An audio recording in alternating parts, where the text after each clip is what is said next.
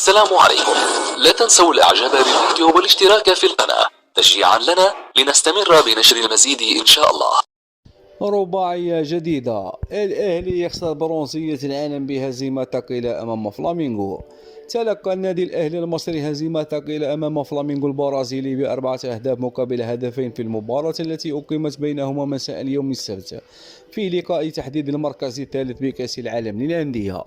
وتقدم فلامينغو بالهدف الأول في الدقيقة 10 من بداية المباراة عن طريق جابرييل باربوزا بركلة جزاء بعد عرقلة علي معلول لفاريلا. وأدرك الأهلي هدف التعادل عن طريق أحمد عبد القادر في الدقيقة 37 بعد أن نفذ علي معلول ركلة ركنية حولها عبد القادر برأسه في الشباك.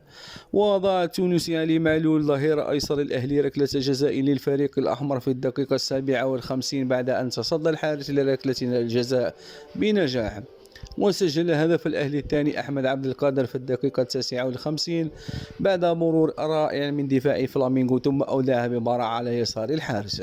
وسجل بيدرو لاعب فلامينغو الهدف الثاني في الدقيقة 76 من عمر المباراة بعد خطأ فادح من الحارس محمد الشناوي. وأضاف هدف فلامينغو الثالث اللاعب غابي في الدقيقة 82 من ركلة جزاء. واختتم بيدرو لاعب فلامينغو أهداف المباراة بإضافة الهدف الرابع في الدقيقة 90 مستغلا خطأ اليو ديانغ وقطع الكرة وسدد الكرة لتسكن شباك الشناوي.